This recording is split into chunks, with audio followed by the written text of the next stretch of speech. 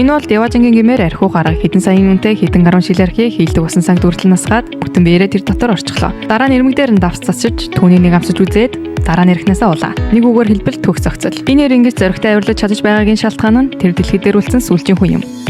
2020 онд дэлхийд вирус аюулдагдсанээр түүний эргэн тойрныхон бүгд нас барж тэр ганцаараа амьд үлджээ. Найз нөхөд болохын тулд тэр аялын машин унаад Америкийн 30 мужийг тулжээ. 8 улсын хилээр чангаар хашгирахад нэг ч хүн харагдсангүй. Яалтаач үлээ. Тэр замын хажуугийн самбар дээр тусаа хотод амьд хүн байна гэсэн зарлал бичиж үлдээ. Тэгээд гэртээ очиж хүлээхээс өөр аргагүй болов. Буцаж ирээд энэ нөхөр өстө дураараа авирлаж эхэллээ. Гудамжны хажуугийн тансаг орон сууцыг хараад хаалгыг нэгж ороод амьдралаа. Маш хүнтэй дэлхийн алдар зургууд, музей үлэг гөрүүлэн чулуужсны ясууд, бас хаанаас нь болсон мэдэгдэхгүй Оскарын шагнал хүртэл бүгд түүний гэрийн чимэглэл болов. Дэлгүүрийн хаалгыг буудаж онгойлгоод янз бүрийн хүнсээр сагсаад өргөв. Үүний зэрэгцээ ном сэтгүүлээс марцсангүй. Бүгдийг нь гэртээ аваачив. $10,000 улаан дарс болон бэлэн паста. Нэг балган $400 шүү дээ. 6 цэнгэлийн хувьд тэр өөрийгөө дутаагыг хүссэнгүй. Сэтгэлийн хэр дүүрэн байна талбай төлөө шинэ том. Ингийн боолон хангалтгүй санагдаж аквариумаар сууж тавилаа. Дараа машин унаад огцонд хоромслов. Тааштай улам галзуурч эхэллээ. Одоо бүр машиныг нь шидэж байна.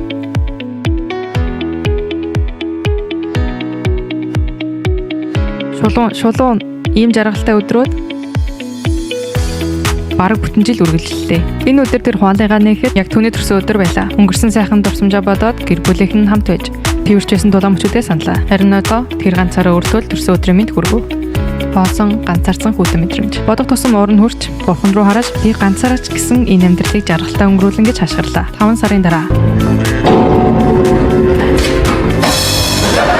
5 сарын дараа тэр гуйлагчингаас ялгаагүй болжээ.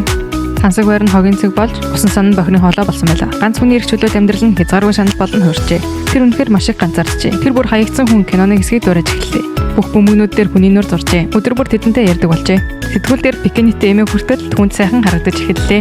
Эдээ тэр дэлхий бүхэлдэн эзэмссэн ч уламал гүнэгтэй болж байлаа. Түүний амьдрал дутагдж байгаа ганц зүйл нь эмэгтэй хүн байлаа. Яг энэ үед өмнө нь харж байсан эмэгтэй загвар өмсчийг саналаа. Тэгээд дэлгүүрийн цонхыг хагаж түүнтэй танилцахыг оролдоо. Гэнэт түүний хиймэл гар нь мултраад унахад хий хосон мөрөөдөл нь ч тэр даруй нурн. Эцэст нь түүний амьдрал ямар ч найдваргүй боллоо. Ингэж ганцаараа амьдрснаас хүсэн дээр санагдав. Ингээд хотын захад нэгэн чулуун дээр өөрийнхөө бошны бичээсээ бичээд машинаа мөргүүлж амиа өвдгөр шиджээ. Гэхдээ яг сүүлчийн мөчөд огцон торомслож зогсов. Учир нь холгойн нэг газар утаа гаршвыг харжээ. Энэ дэлхий дээр өөр амьд хүн байна гэсэн үг. Залуу тэр зүгт хөөж очиход үнэхээр хүн байсан нь бол мөр байв. Яг энэ үед ард нэмэгтэй хүний дуу сонсогдов. Тэр үнийг сонсоод сэтгэл нь хөөрн шууд ухаалт нь унлаа.